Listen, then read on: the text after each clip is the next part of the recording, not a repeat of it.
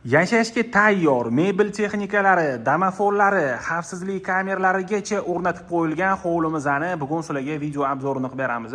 Uyimiz Qibray tumani Mayskiy mahallasida joylashgan. Orientirimiz eski Mayskiy posti shundoq yonida bo'lyapti. 2 sotix 4 ta xona va bitta holdan iborat. Hozir sizlar bilan birgalikda uyimizni kiraverishidan boshlab planirovkasini ko'rib chiqamiz. Bu yerda kiraverish darvozaxonamizda joylashgan. Hovlimizning ichiga 2 ta mashina bemalol sig'adi. Kirishimiz bilan chap tomonimizda bu yerda umivaylik ko'rishingiz mumkin. Uni yonida bo'lsa hovlimiz uchun sanuzelimiz joylashgan.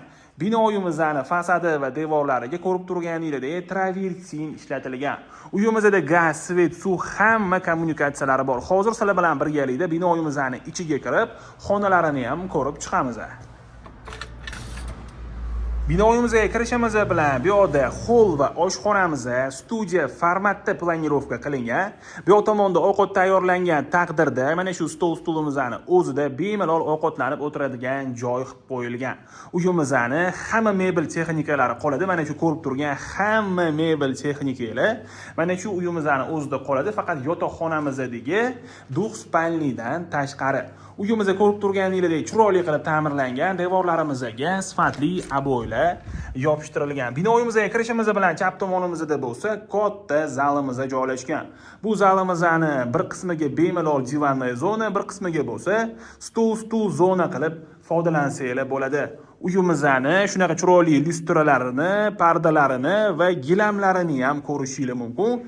Deyarli hamma xonalarda konditsionerni ko'rishingiz mumkin. Uyimizning hamma xonalarida ko'zni charchatmaydigan yorqin ranglar ishlatilgan. Kiraverishimizga ham shunaqa divanli zona qilib qo'yilgan ekan. Uyimizning xavfsizligi uchun uyimizga 4 ta xavfsizlik kameralari o'rnatilgan.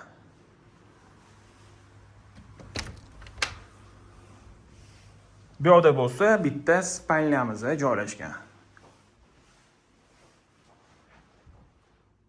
Bu xonamizning oynasi hovliga qaragan. Uyimizning pol qismiga chiroyli qilib laminat, sanuzellarimizga bo'lsa kafel ishlatilgan.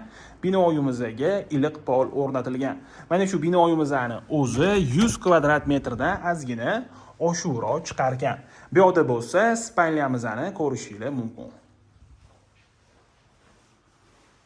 Spalnyamizni ham ko'rib turganingizdek hamma mebellari bilan birga.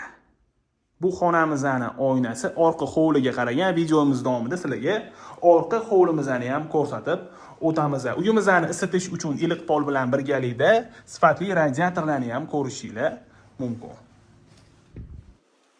Bu yerda bo'lsa orqa hovlimizda joylashgan. Orqa hovlimizning tepa qismi shunaqa yopib borilgan ekan. Yomg'irli suvi umuman o'tmaydigan qilib qo'yilgan. Bu joyimizdan unumli foydalanib shunaqa kir mashina va bu yerga xolodilnik qo'yilgan ekan. Bu yerda bo'lsa общий sanuzelimizni ko'rishingiz mumkin.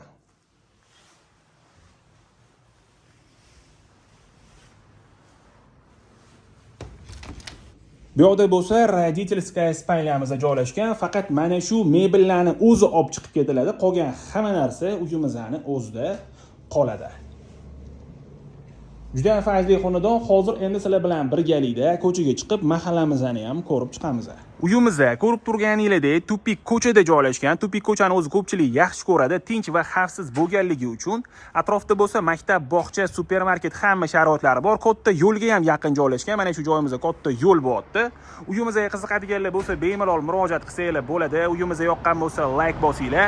Hamma sharoitlarga ega shunaqa hovli qidirgan do'stinglarga bu videomizni yuborib qo'yinglar.